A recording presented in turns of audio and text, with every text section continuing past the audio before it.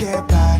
It resides between my eyes. Walked through the fire, came out better on the other side. See, life's like a beach if you find the sand. And right now, I feel like 100 grand. You are listening to Inspired Insider with your host, Dr. Jeremy Wise. Dr. Jeremy Wise here, founder of InspiredInsider.com, where I talk with inspirational entrepreneurs and leaders. Today is no different. I have Bob Froese of Bob's Your Uncle. And Bob, before I formally introduce you, I always like to point out other episodes people should check out of the podcast. Since this is part of the Top Agency series, I had Adee Clevitt on the podcast. She actually helps, she's an easy button for a company to produce SOPs and operational materials. So it helps with onboarding of staff, onboarding with clients. And we geeked out on our favorite productivity tools and much more. So check that episode out.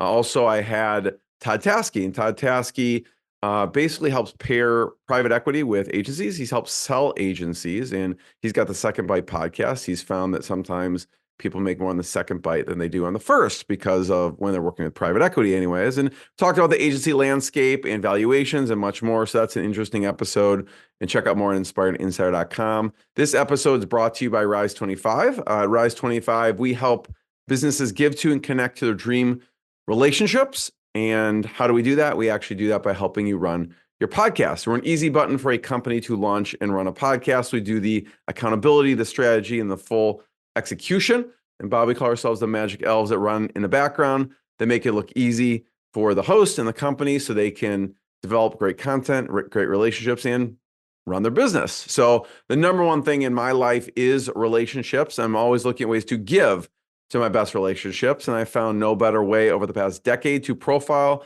the people and companies I most admire and share with the world what they're working on. So if you've thought about podcasting, you should. If you have questions, go to rise25.com to learn more. And I'm excited to introduce Bob Froese. He's founder of Bob's Your Uncle. It's the agency that's launched category giants. It's hijacked the Olympics, which we will hopefully talk about, and once closed down Miami streets to shoot a major fashion campaign. He founded his agency 20 plus years ago, having never been exposed actually to TV, radio, or movies. He grew up as a Mennonite in rural Manitoba, which is super interesting. And they work with such clients as Popeyes Chicken, Canon, Bosch, Mike's Hard Lemonade, and many, many more. And Bob, thanks for joining me. You're welcome. Nice to be here, Jeremy. So just start us off and talk about Bob's Your Uncle and what you do. Sure. We're, I guess at our heart, we would define ourselves as a creative agency. We exist to help clients find, more meaningful ways to connect with their consumers. We sort of go hard on this idea of who cares.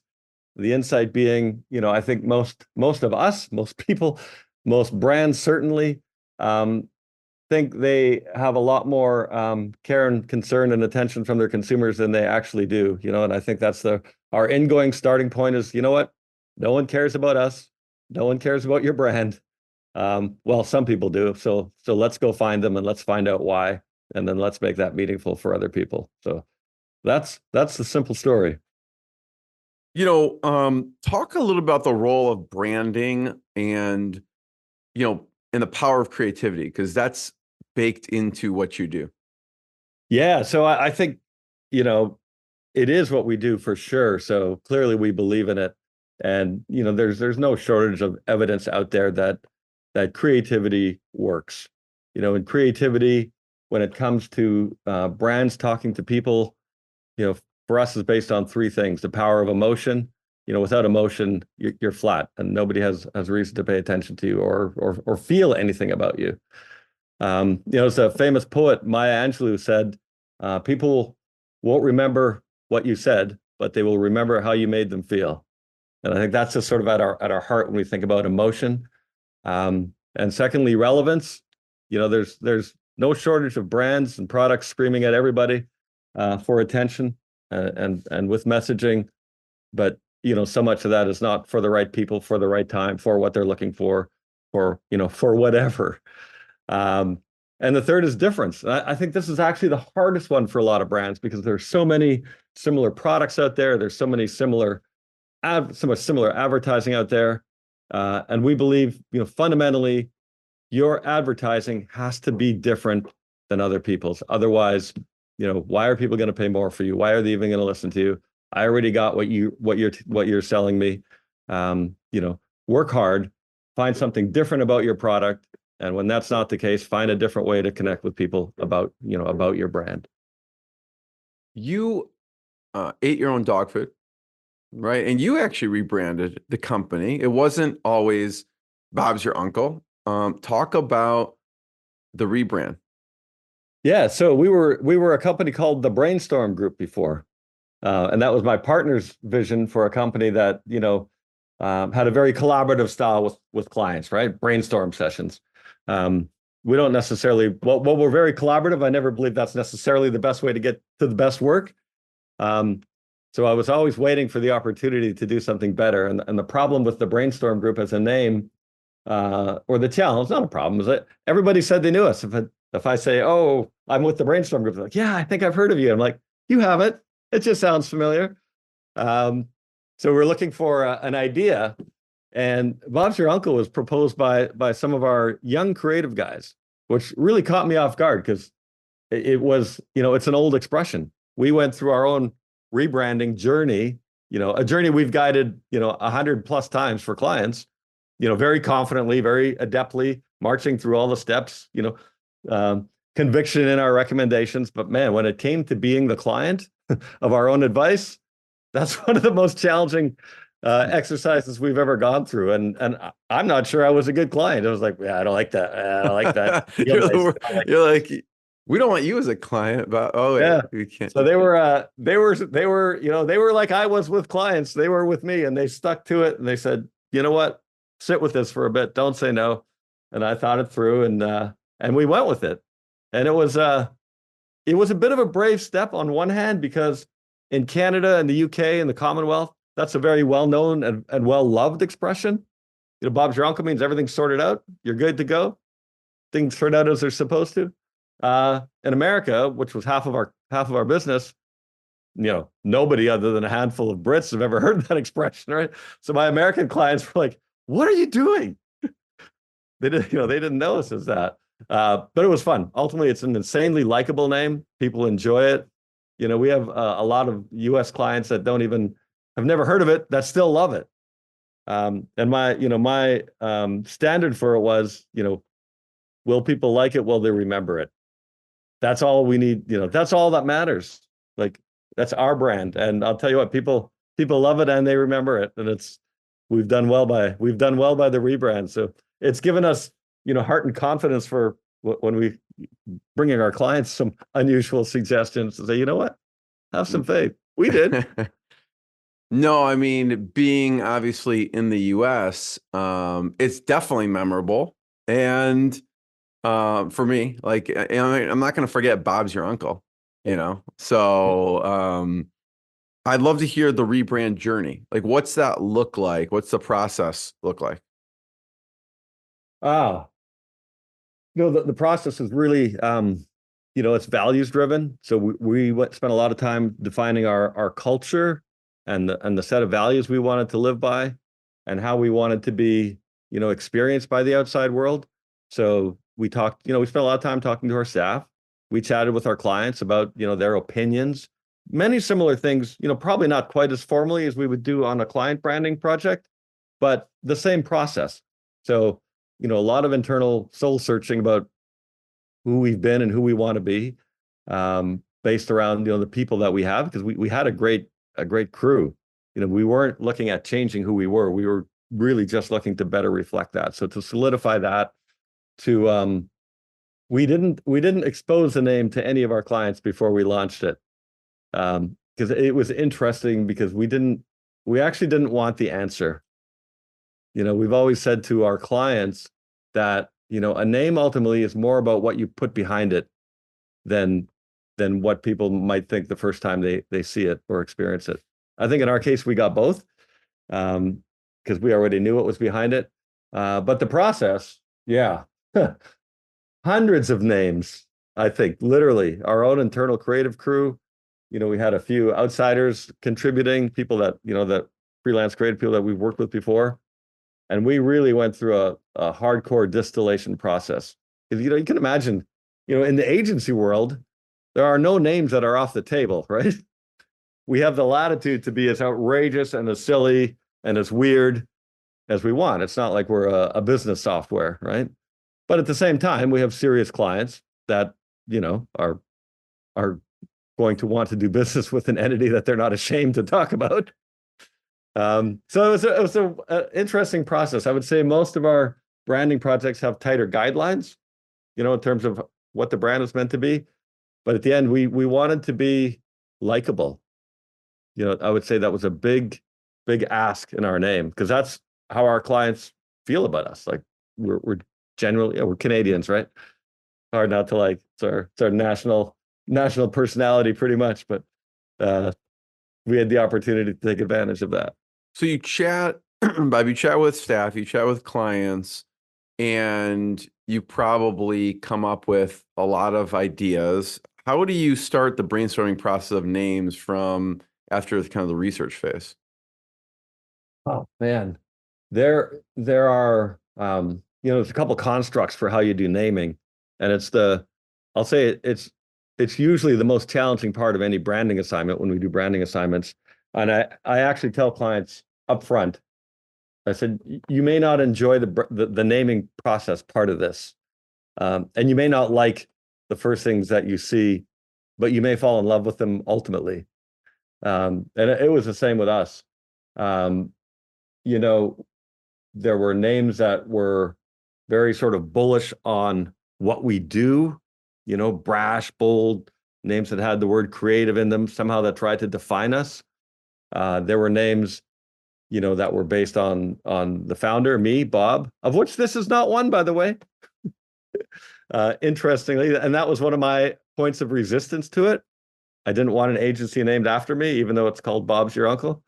It was meant to be not that. Of course, I do now get to be the uncle, and it's a point of connection and friendliness between us and our clients in the outside world. I have a lot of clients and folks that we work with that just call me uncle now, which is it's an amusing outcome. And then we had a couple B2B clients, quite serious ones, Fortune 500 companies, and we're like, man, we got to try something also that is okay for them, more on the conservative side. And then you have ones that just have feel. So we tried to bucket them into categories, and the structure of those categories is a bit fanciful. It's not a hard science. There are naming companies that have a rigid process, and specifically we'll do these ones, and these ones. Like ultimately, you're also massively constrained by what's available, right? I mean, I know it sounds trite, but you can't find a URL for any name that, it is common English. Like, good luck. And then also trademark registration and all of that. So that was part of it. We found there were no other, and you can imagine in the agency world, there's not a shortage of agencies with clever names. So you come up with a name, they could be a dozen others very similar. Bob's Your Uncle was clean. There was, a small agency in Australia. There was a little gift card retail shop in Boston, who, by the way, owned the URL, which I only acquired a year ago.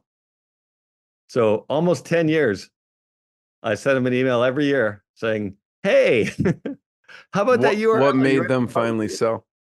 A couple things. So their business, going through the pandemic, they were a retail store. They had a few pivots about what they were doing. And so they went to a more online offering. They weren't really using that URL in the same way. And he just said, it sounds like a pain in the ass to part with it, because you got to go through this whole process and we have to, reestablish everything. I said, we'll help you with all that. We'll pay you fairly. It was actually more than what I thought was reasonable at the time, but they paid a lot for it 20 years ago, and that's how long they'd had it. So respectfully, I had to pony up a little bit more than I wanted. And it was totally worth it. What was another front runner? Oh, man, you know what? Honestly, I can't remember. You don't remember? Okay. You put all of them behind you. I would literally have to go back. I got rid of those out of my head as soon as I possibly could. Let's talk about the takeover of the Olympics. What happened there?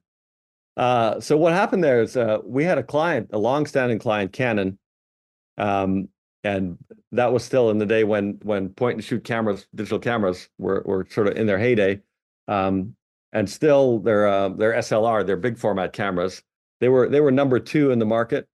So we were working hard on building that business and that brand. And Panasonic was the Olympic sponsor, the official camera sponsor of the Olympics. This is the Vancouver Winter Olympics, and and Canon also had about 500 of their own pro photographers there. But the rules in the Olympics, driven in part by previous guerrilla marketing, sabotage marketing efforts, they hired, actually, it was a friend of mine who runs a big media agency. They contracted her to write the rules so that no clever ad guy could come in and do something disruptive like we did. And so we tore apart the rule. We were looking for every loophole. We tried, could we write a logo in sand on a barge below the bridge? Could we, drape a building? Could we do anything, write names on there was nothing. They had literally written every landlord we talked to, every ship owner, anybody we talked to, like, no, I can't touch that. We've been warned. So they terrified the entire town into like, thou shalt not post a brand name.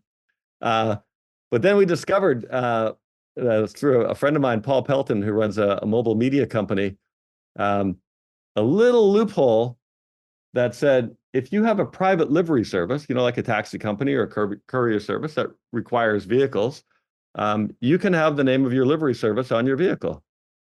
So we thought, great, let's register the Canon shuttle company. We have 500 pro photographers at the Olympics.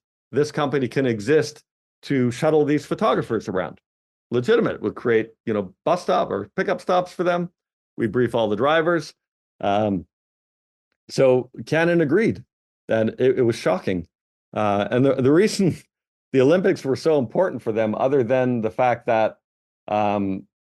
that Panasonic, was sponsoring, was their CEO from Tokyo was coming to the Olympics, and they were facing a Olympics bereft of their brand name, whilst their global CEO attended, and that was not something they wanted to face. So that drove a bit of additional energy, but it probably took us, 3-4 months working through legal, working through what you see here, which is leasing 50 Canon minis.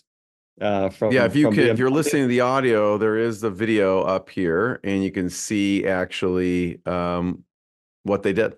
But keep going. Yeah, and then we had these oversized, styrene camera molds built and put on top of the cameras, and then we ran them in fleets of 5. So 10 fleets of 5 driving all throughout Vancouver during the Olympics, and it was a spectacle. You still talk to people that remember seeing them there. And after about 2 days, Canon was summoned by the Olympic Committee and threatened that they would have all of their photographers removed unless they banned the cars. And Canon's team, with the legal work that we'd done, showed them, what we'd done, and they were like, "Oh shit! Please, would you mind reducing your convoys to cars of 3 instead of 5?" And we're like, "Absolutely." That's really amazing. And it took a lot of work on the back end to do all this. It wasn't just thrown together. It was an insane amount of work. You imagine just the agreement to lease a car like this for, a period of 2 weeks to get all those cameras constructed. We had to hire 60 drivers, all briefed, on the protocol and what we were doing. We had to keep it secret. So these were all stashed in a warehouse in North Vancouver. Didn't see the light of day until launch day. Yeah. Getting a client like Canon is not necessarily an easy feat. When you first started the agency, Bob, talk about the first milestone client-wise for you. Yeah, a couple. There were sort of 2 really. We had a couple fashion clients that we'd taken from, our former employee that came along with us, Calvin Klein and Kenneth Cole, that we launched in Canada. So we sort of had a bit of a fashion beginning, and in part because of that work, there was still 3 of us. We won a competitive review for a company called Tip Top Tailors, and it was a 50 agency review. They had 50 agents from across North America, and they sent us this big RFP. And the classic thing, right? Org chart, how many people staffing in each department. I'm like, I called the client who I did not know, but I had been referred to him. I said, it was John Dawkins. I said, John, Bill Ratcliffe thinks, you and I would work well together, and we have the background for this, but I can't answer your RFP. Like, we'd fail on paragraph 1. And it's like, okay, just come. So they sent us the brief, and we pitched our heart outs, and we got it. So that was a big client. It allowed us to go from like 3 people to 20 almost overnight, and we did the repositioning, rebranding for them, and then all of their retail advertising for a couple of years. And then one of our art directors came into the office one day with a bottle of Mike's Hard Lemonade. Said, "This is some crazy stuff. 7% alcohol, pre-mixed with lemonade. Never seen it before." We did a bit of investigation. We saw it was like, seemed to have some energy behind it, but nobody really knew about it. So we found the owner, Anthony Von Mandel, ran a company called Mission Hill out of Vancouver. And Mike's was just like a startup thing for him. He was a wine guy. He ended up building Mission Hill Winery, of the top 10 winery in the world. Like, it's an amazing place. But he built that on the backs of Mike's Hard Lemonade. Because when we started talking to him, it was like, it's a small brand. I'm not investing much behind it yet, but I'm the first in North America to have a product like this. And all the big companies, Molson Coors, Labatt, everybody was coming after the category. We knew that they were all going to launch, and Anthony with Mike's was there ahead of time. So we put together a SWAT team, and our mission was get out first, get out strongest, and we launched that thing in about 2 months of work. And that was the real game changer for our agency, because that was taking a product that was all about branding, and doing something brave with it, and launching, in every way possible, with a very surprising idea, given that this was a product with a functional difference, right? It's a first pre-mixed vodka with lemonade. It didn't exist. So we could have simply talked about the product advantages and probably done really well, but only for a short period of time, right? We knew that every other brand was going to come in with the same product advantage. So we went for the emotional punch. And it was actually in research groups, and we were specifically looking for, how do we make this beverage more appealing to male drinkers? Because the early adopters were almost all female, and we needed to broaden it. And so we came up with this idea. The original Mike, the original packaging had his whole sort of life story written around the package, in very unique copy and very unique font. It was all about the story of aspiring young entrepreneur who used to sell lemonade to his kids at a lemonade stand, and then, grew up, and now he's doing this. And we're like, nobody cares about that.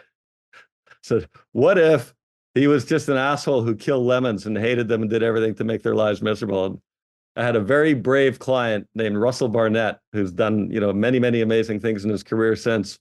And he said, okay, but you have to present the creative to the owner. And the owner is a very, suave, sophisticated wine aficionado. And I'm like, okay. So we did. Russell was in San Francisco. Anthony was in Vancouver. We presented over the phone.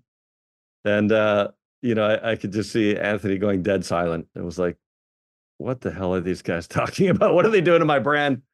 But we showed him, what we learned in research. We showed him a clip when we showed one of the research groups a simple board that talked about, lemons hurt real bad in the making of this product. And she looked at it and said, what did they ever do to him? It literally affected them emotionally. It's like, this is ridiculous. It's ridiculously wonderful. We're like going hard on this idea. And then everything, as you can see, everything went behind that. This was a voice, a brand that had the voice of one, right? The voice of Mike, who existed only to bring destruction to lemons. What did he say when you presented it to him that you were worried about his reaction? He didn't say anything. He said, thank you very much. And then he continued the conversation with his brand manager, Russell, who then called me afterwards and said, whoa, what do we got ourselves into? He said, but I've convinced him we've got a green light, we can go. So then that was it. It's amazing. You also did some work with Popeyes. Yeah. So Popeyes has been a client in Canada for 16 years. We started with it. They had only, I mean, obviously in America, you're like, what? Popeyes? Of course, everybody knows about Popeyes. Well, they didn't in Canada. There were only 20 restaurants and 20 separate franchisees. They were run without very much sort of franchisor oversight. Canada wasn't, a market of note for them. And then they decided it should be, right? So we were hired to take the brand mainstream. Interestingly, in Toronto, it was a very niche community. All the franchisees were Muslim. Most of the stores serviced their community. It was halal.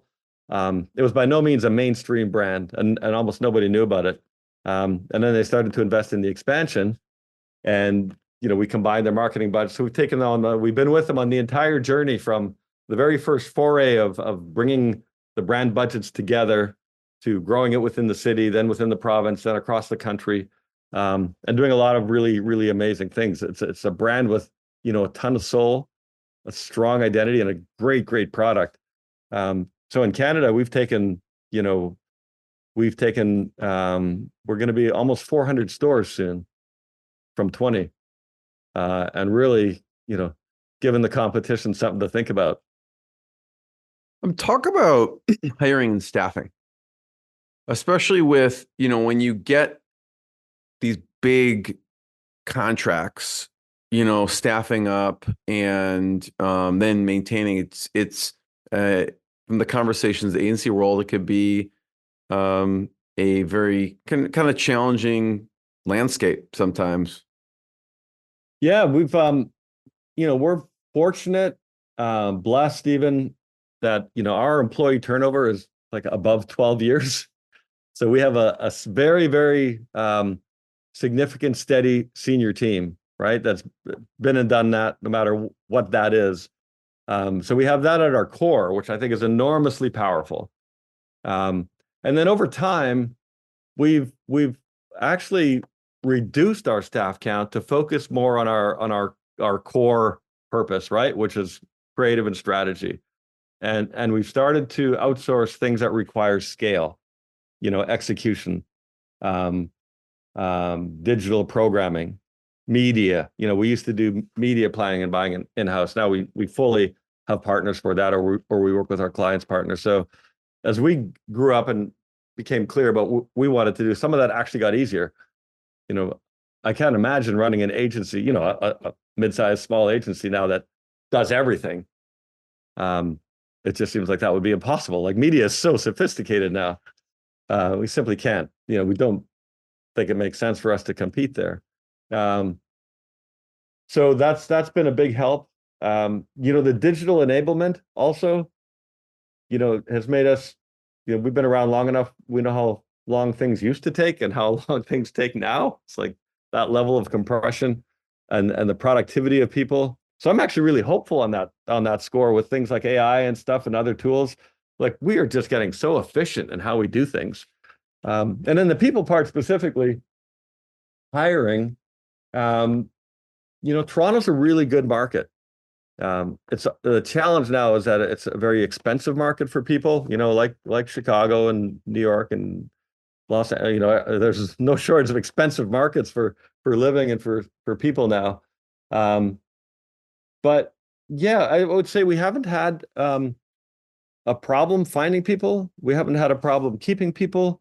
The increasing challenge is getting them up to speed quickly enough, right? Because there's so many moving parts now, and nobody has time to get really well grounded in a piece of business before they're in a piece of business. So we've really adjusted. We've really focused hard on our onboarding new employees. We have a fantastic director of client service who I think is, the most phenomenal person in the world for the way she welcomes people, trains people, introduces them to the client and the work, but spends a lot of time with them. Like, a lot of time. It's a big part of her role is to bring in those people and make sure that they succeed. Is there something for other companies, it could be agencies or any other companies, something you do in the onboarding process that others should think about as well, but maybe aren't? We I mean, I can't really speak to what other agencies do. That's but we do take time. We spend time taking them through our values and what they mean. And I would also say, as a company, we have a Monday and Friday meeting. So we meet first thing every Monday morning, and we share 3 intentions for the week personally, right? Like, what are the 3? I'm not talking about a docket list or a project list. Not like I'm working on this, but sort of 3 big things they want to accomplish that week. And then at the end of the week, we get together again Friday afternoon with everybody, and everybody sort of gives people an update about how they did. It's not like a rigid, like you said, these 3 things, now you report. It's more casual than that. It's more conversational. And everybody has to share one of our values that they lived, and they have to shout out a teammate for one of the values that they lived. So it really, in terms of how that relates to an onboarding process, it really helps new people sort of become part of the culture, and they sort of hear what everybody's up to. So they really quickly get a broad sense of not only feeling included, but sort of involved in everything. So I just find that that's helpful. I think we've all been there where you're going in a new position. It's just, you're in your zone, but there's so much that takes so much time to figure out about who is everybody else and what is everybody else doing. And that kind of socialization is, I think, enormously helpful. Yeah, I love that, because it's almost like they're indoctrinated twice a week in the values, and they're hearing how, like you said, one values they lived, and then shouting out to values that someone else lives. I love that. Yeah, thanks for maybe it's because I grew up in a church. Yeah, we'll get to that because I want to hear about your background. But I want to go back to the niche service thing, and your thought on, did that require discipline? Was there a point where, because someone's asking you to do work, they trust you, and you hear, at least I've talked to clients that have gone off and they've really niched their service, which has made it easier for them to take on clients, hire, all those things. And then there's others that are gone the full service route, and they'll do everything and take everything. So was that a hard decision at the time? Because the client's like, hey, we want to give you this ongoing advertising campaign, Bob, and you can't. I don't know. I feel you have to be somewhat disciplined to just say no to some of these projects over time. It probably gets easier and easier, but in the beginning, talk about in the beginning of saying no to these things. Yeah, it's a great question. It's a common saying, what you say no to is more important than what you say yes to. But man, as an entrepreneur, that's the most, saying no to work. It's like, it just goes against your grain, right? It's like, and I'm pretty infamous for saying, like, I think we can do this. And I'll talk to my partner, and she'll Cora will be like, no, we can't. Or no, we shouldn't. And I'll be like, really? She's the voice of reason, is what you're saying. She is absolutely the voice of reason, and holds our feet to the fire on some of those tougher decisions. But yeah, I think niching our service down, it's still an ongoing discussion and movement, right? So we do sort of pure branding work, which is tends to be episodic. They're projects, but the majority of our work is ongoing. As a creative agency to ongoing clients. But what that means these days, like, you tell me what it means. We do the foundational, platform creative that could roll out into TV that we produce, or, outdoor, digital, all those other things.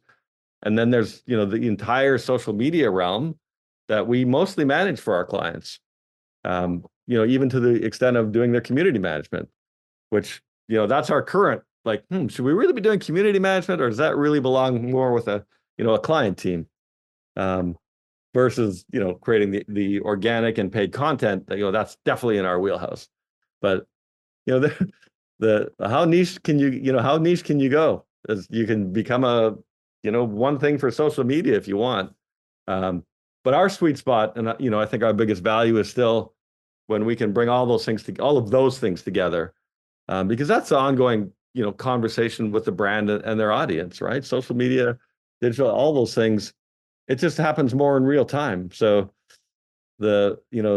we can't really, in our mind, we can't really walk back from that and say, well, we don't want to do that part. We just want to do like the big, interesting creative projects, because increasingly, something down at the other end might have far more impact, and increasingly does. We see examples of it every day from brands where, they've blown up on something.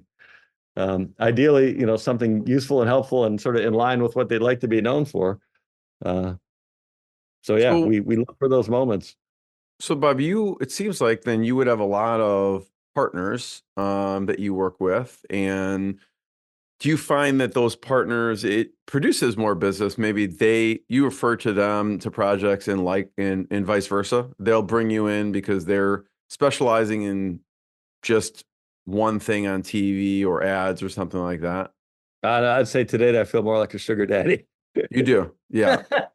So you'll bring a bunch of partners in. I don't mean it that way, but I know what you mean. It's been I would be honest, disappointingly at some level, the business that we've shared, and versus what what's come back to us through those channels. And I used to have an expectation that there would be some quid pro quo, but honestly, I've let that go, because it's not the reason why we're working with them. We're working with them because they're trusted partners in what we need to accomplish for our clients. That's it. They do that job well. I'm thrilled. Should something come our way, of course, that'd be interesting. But, they're not also speaking to clients in the same way. I would argue that I'm not even sure I want the conversations to be sourced from there.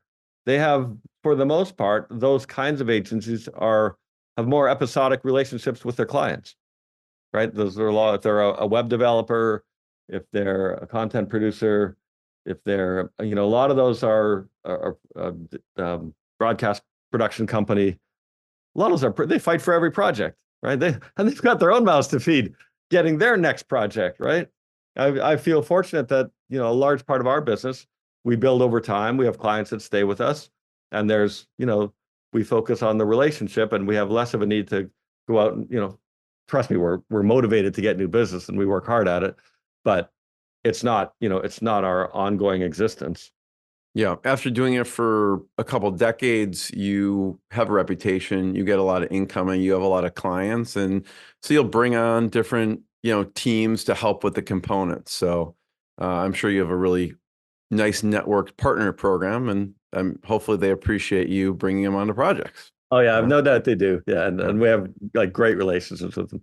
I said the other comments half in jest, because that's it's sort of natural. You give business to somebody, you sort of expect something back. And I was like, no, that's not why I'm doing it. That's not why we're doing it. We're doing it to do great stuff. I'd love to hear about your background a little bit, and what was it like growing up, rural Manitoba, Mennonite, that brought you to, at that point, were you thinking you want to do something in business? No, no. I mean, early days, I don't know what I would have thought.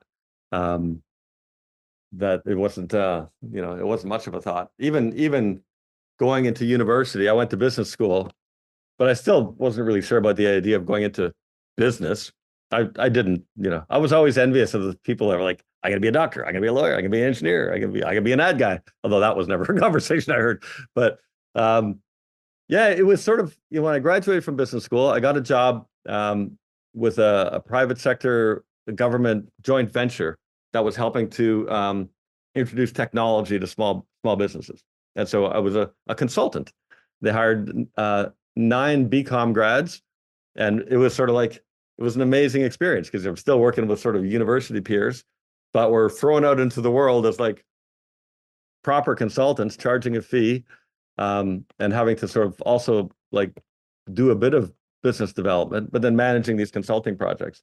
And I thought it was interesting. And I thought, for sure, my boss at the time was a friend who was a year ahead of me. He knew what he was doing. He was going to be a business consultant. And I thought, yeah, that's, sounds reasonable. He ended up becoming a senior partner at KPMG and doing extraordinarily well. I was going through, those kinds of interviews, And then I sort of added for a advertising agency position. I was like, I don't even know what that's about, but I'm gonna go. So I went for the interview, and I was like, what is this place? You can imagine, right? An advertising agency with, all the classic brick and beam, gorgeous office, smart people, but not wearing suits. So that was a big thing, right? I was like, I thought I was in for a life with a dark blue suit. And it was not the case. I thought seems like the ideal combination of professional and creative. And so I was like, I want this job. I didn't know about I want this life at that point, but like, I want this job. And I got it. And yeah. Was college common where you came from? People No, going? no.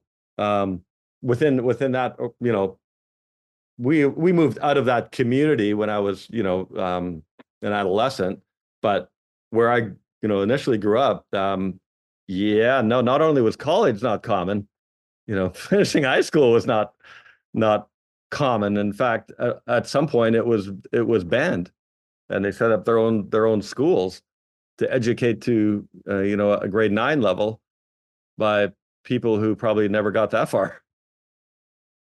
So what would people go on to do? Did they just own farms there, or?